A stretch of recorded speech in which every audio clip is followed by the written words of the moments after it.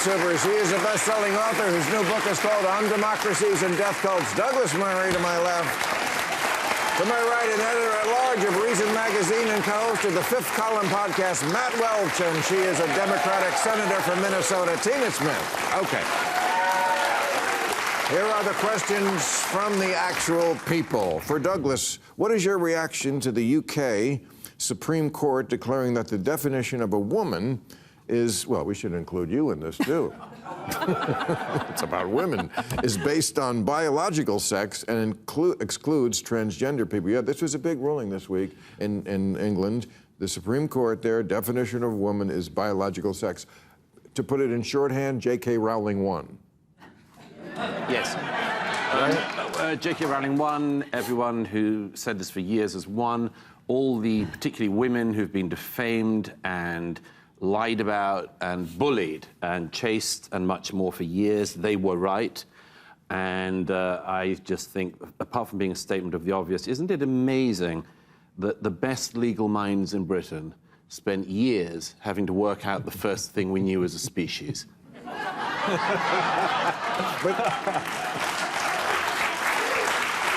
But just to be clear, we're not saying there's not such a thing as trans, right? We're not saying there's not such a thing as someone who is, quote unquote, born in the wrong body. I don't think people get born in the wrong body now. Oh, I do. I do. Yeah. I mean, I think there's a default setting for humans. Yeah. Like, we should acknowledge that. It's not just every time there's a baby, ooh, who knows what the fuck it is. That's crazy. But there are... Beyond me, yeah. But there are variations. There are variations. Homosexuality. That's right. It's a continuum. And then, you know, but it's how we handle that. That's you know? right. I mean, I think we would agree that, you know, children, and this is where America is now an outlier country. We're the only country that went full, and I guess Trump is reversing it, but certainly under Biden, who went fully toward that. Like, we don't care what age, kids can self-diagnose themselves. I mean, that to me was going way too far on this. Again, nobody just comes back to the sensible center. Yeah, I mean, to me, the sensible center is that, like, you respect people, you trust parents, you let parents figure out what to do with their kids, and you don't need a bunch of politicians in Washington making decisions. But that is not the Democratic position, at least here in California. Well, that's my position. I'm good. Yeah. Good.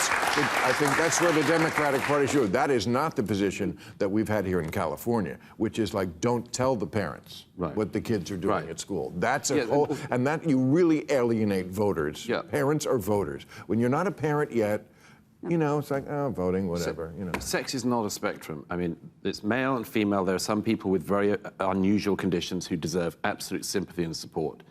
But that does not mean that we're a hermaphroditic species. We're just not. No, but that's not it. No, not the whole species.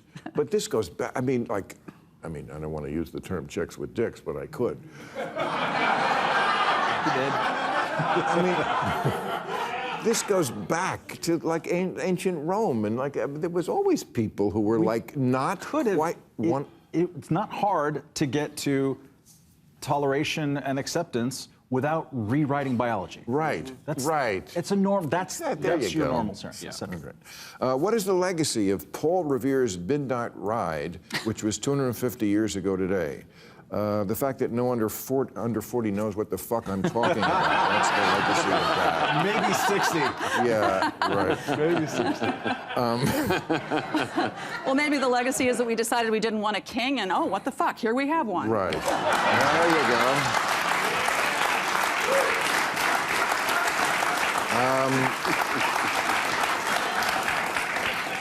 What does the panel think of RFK Jr. announcing he will find the cause of autism by September of this year?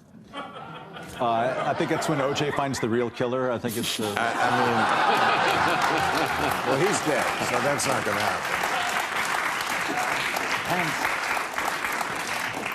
Well, I would say, you know, this is why people think he's a quack, because you're not going to put a date on something they've been looking into for 30 years. That's right. And say, we're going to have it by September. It's not going to be, oh, it's the gummy bears. But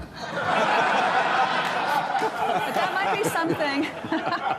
That might be something you say if you think you already know the answer to the question you're asking, and you're going to deliver the answer in September, right? He did speak on what I read in the paper is he did speak on it this week.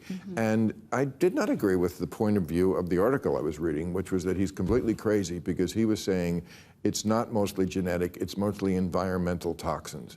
I happen to believe that's probably a more likely answer.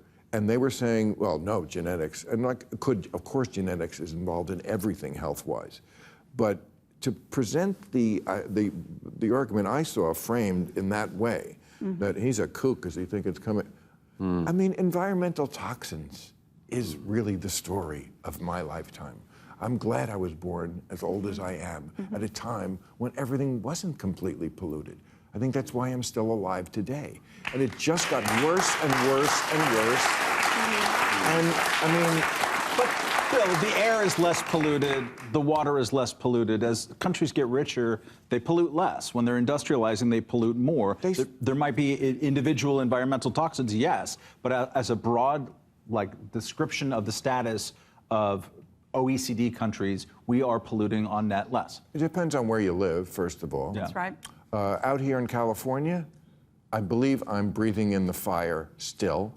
The fire burned a lot of this city, and a lot of this city had plastic in their home. And we were already getting, they say, a credit card's worth of plastic in our body on a weekly basis. So I don't know what you're talking about, like it's better than it used to be. I'm talking about I can see the mountains from Long Beach, which I couldn't growing up. I mean, we pass rules, we do cleaner tech over time, and all rich countries do this. It is a process. It's a whole theory of the case called the Kuznets curve. It's a thing. It's worth reflecting on and respecting too. Okay. Well, you may be sanguine about that. Maybe that's a libertarian in you. But this is what I worry about more than anything, is the plastic in my head. Because someday it's just going to... I worry about it too. You should. You should. After Trump said Federal Reserve Chair Jerome Powell's termination can't come fast enough, do you think Powell will last until the end of his term next May? Now, the president is absolutely not allowed to fire the head of the Federal Reserve, right? And not unless he just commits, massive malfeasance. And, Jay Powell has said, you can't fire me and I'm not going to leave. So this is a classic example of why we do want parts of our government to be independent from political influence, particularly the parts of our government that are going to have a big impact on the long-term strength of our economy. So,